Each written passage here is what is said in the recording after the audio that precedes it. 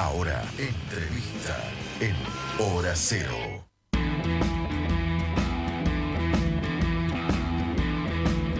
Seguimos en Hora Cero Periodismo Político. Le quiero agradecer muchísimo al entrevistado que tengo del otro lado de la línea. Vamos a la segunda entrevista. Me refiero al querido Rodrigo Andrade, periodista, consultor, analista político. Además escribe algo que yo voy a recomendar y no me canso de recomendar públicamente, que son unas columnas políticas en los medios más importantes del país, El Cronista, Clarín, bueno, en distintos medios. Unas columnas históricas de nuestra historia reciente que para mí son altamente recomendables. Así que, querido Rodrigo, bienvenido a Hora Cero. Soy Antonio Lizano, ¿cómo estás? Gracias por atendernos. Buenas noches, Tony. Alegrón de escucharte y un saludo a tu audiencia. Gracias por el reconocimiento de las columnas. Muy amable. No, por favor, faltaba más porque realmente me gustan mucho. Rodrigo, te quiero aprovechar ya de entrada porque vos tenés mucha experiencia. Y cuando publicas cosas en los tweets, en tus tweets, das tu opinión, a mí me parece interesantísimo, porque todo el mundo va, por ejemplo, para arrancar, hablan de una campaña muy violenta, muy dura, no sé qué, y vos hiciste mención con datos muy precisos de campañas anteriores, y contaste y dijiste muy bien que esta campaña no tiene mucha diferencia con otras. Si te parece, me gustaría empezar por eso. ¿No? ¿Cómo ves la campaña? Particularmente nosotros estamos transitando el año 40 de restauración democrática, ¿no? Claro. En diciembre van a ser 40 años de la asunción de Raúl Alfonsín y particularmente el 30 de octubre, estamos muy, muy próximos, fue el turno electoral con el que arrancó este proceso político, el más próspero de nuestra historia argentina en términos de democracia, porque fue el que nos dio alternancias, fue el que nos dio continuidad democrática, fue el que se construyó sin vetos, sin proscripciones, sin ningún tipo de exilios, un proceso político y democrático como nunca antes habíamos tenido. Me parece que esto es un dato para rescatar y para marcar como distingo.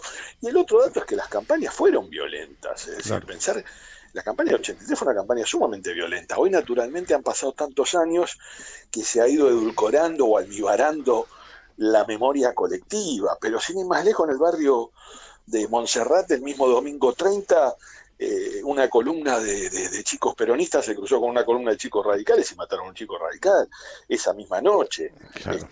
No es algo que yo cuente producto de la información barrial que bien podría tener porque era vecino de la zona, sino que además es algo que lo cotejás con los medios de la época. Pero esto que te estoy contando sucedió en decenas de lugares, en todo el interior del país, en distintos lugares. La verdad que yo quisiera bajarle un poquito los decibeles a la cosa de ese temor reverencial a que estamos atravesando una etapa de violencia inusitada. Me parece que hay que ser un poco más consciente de la Argentina de la que venimos. Claro.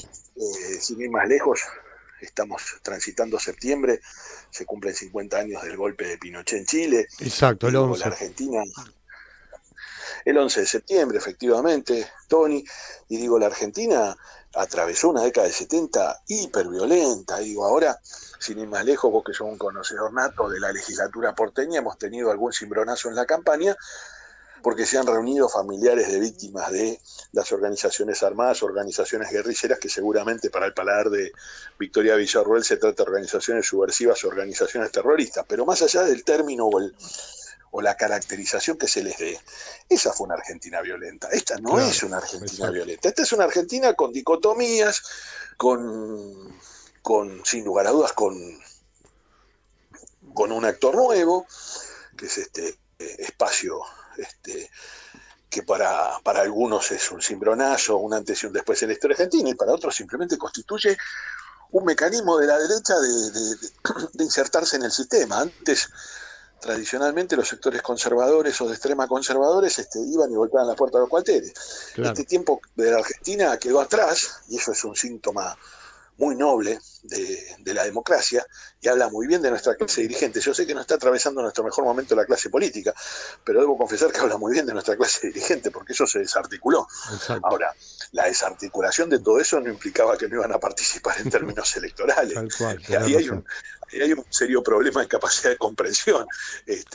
La noticia era que se desarticulaba el golpismo, ahora la noticia no era que no tenían capacidad de participar en procesos electorales, y ahora participan de este modo, un modo completamente distinto, disruptivo, donde han incursionado de un...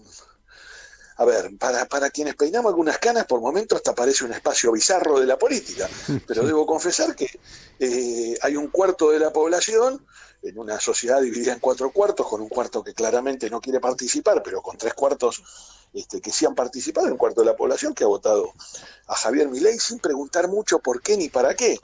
Y me da la sensación que cada uno detrás de su figura ha puesto su esperanza y su expectativa, o tal vez su bronca, como dicen muchos, probablemente también sea su bronca.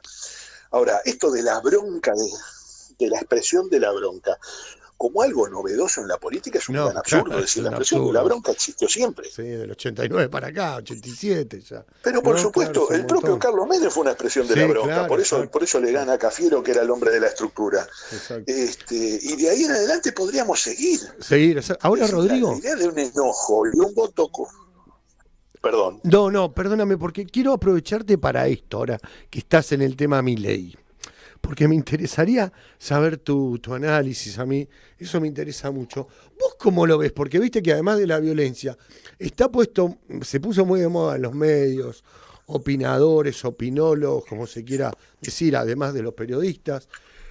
Se habla de que va a ser un desastre, que choca la calecita si es presidente, que no puede gobernar, que va a durar 2 días, que no tiene nada. Me gustaría, la verdad, un análisis tuyo que me parece mucho más interesante y que le pido a los oyentes que presten atención sobre este fenómeno de Milei si gana. En primera instancia, falta más de un mes. Claro. Milei es un candidato de condiciones tales que uno no puede decir que va a ganar. Es decir, no es un candidato, no es un hijo del coach, sí, claro. Es un hijo de la comunicación, eso sí, y de la comunicación ayornada a estos tiempos. Es decir, es el hombre que entendió TikTok y en TikTok conversa con un núcleo de la población con el cual la clase dirigente en general no conversa. Es decir, claro. Y este no es un dato menor, no necesita ir a la televisión, no necesita echar mano a la radiofonía, es un tipo que tiene una conversación directa en un ámbito completamente ajeno al de los medios tradicionales y que es el de las redes sociales. No deja de ser en definitiva algo que Marcos Peña soñó hace 8 años con Mauricio Macri, pero que no funcionó tan bien. A Macri definitivamente lo convenció más ir al piso de la Nación Más. Claro. Sin embargo, a Milei da la sensación que le resulta muy cómodo este mecanismo de comunicación, que es un mecanismo de comunicación de una dinámica completamente distinta, pero que a la vez le permite acceder a muchísimos ámbitos donde en general la política no accede. Y este es el dato distintivo, ¿no? Claro. Este es el dato que lo marca como un tipo que cortó transversalmente en el electorado y que ha tenido un voto importante en sectores donde tradicionalmente no había embanderamientos. Digo, uno puede pensar en los jóvenes embanderados de hace 100 años para acá, con Irigoyen, con Frondizi, con el propio Perón en la vuelta en los 70, con Alfonsín en los 80, o con el propio kirchnerismo en sus etapas de principio del proceso político de Néstor Kirchner, 2003, 2007, o la propia Cristina. Claro. La verdad que eso él lo logró desde otro lugar, lo construyó desde otro lugar y tiene un nexo con los jóvenes donde la política no ha podido penetrar. Así como uno podría decir que Patricia Bullrich está muy cómoda con los sectores de la población de lo que serían nuestros adultos mayores, a Javier Milei se le da muy bien con los más chicos. ¿Por qué digo esto? Porque me da la sensación que en todo ese tipo de comunicación hay una instantaneidad como protagonista que le permite tener libertades en lo que es la propuesta que en general no tienen los hombres de la política. Es decir, claro. ¿Qué tenemos como tradición nosotros a la hora del análisis? El incumplimiento de la palabra pactada. Porque dijo que venía el salariazo y la revolución productiva y nunca llegó. Esto fue hace 33 años. Y alguno podrá criticar o no a aquel candidato. La realidad es que en la instantaneidad de lo cotidiano que ha construido Milei, poco importa lo que dijo, porque lo que importa es el instante, y es esta idea de estar juntos, ¿no? Esta idea de que lo ves, te reís, estás con él. Y no importa mucho más que eso, es el hecho de estar y saber que está, que es un poco lo que se construye hoy en la instantaneidad.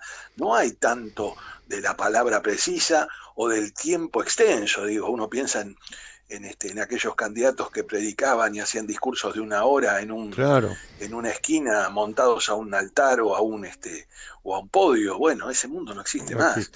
Milei hace una entrada triunfal en cualquier distrito del conurbano con una camioneta sin cajuela, saluda, hace una serie de fotos, postean todos, y una vez que se baja del auto, una vez que se baja de la cajuela, nadie sabe a dónde va, pero vuelve, digamos, a su casa. Es decir, la situación es una situación de una campaña hiperfría, a diferencia de lo que eran antes, que las campañas eran de contacto físico, unas campañas de mucho acceso.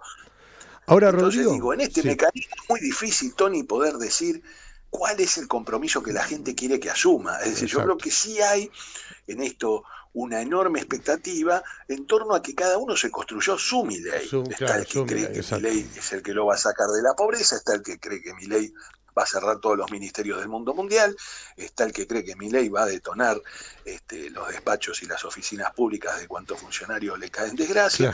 Es decir, ahí cada uno ha puesto su expectativa en virtud de lo que ha escuchado en redes sociales o de lo que ha podido ver o de lo que ha creído saber interpretar en escenas donde él juega el rol de un actor. Es decir, nosotros veníamos de una gran actriz, porque Cristina Fernández de Kirchner tiene dotes actorales como pocas. Y el siglo pasado, sin duda, tanto Carlos Menem como Raúl Alfonsín fueron dos carismáticos extremos. Pero la irrupción de Milei está en esa sintonía. Yo sé que a alguno le va a disgustar lo que acabo de decir, pero Milei no deja de ser eso.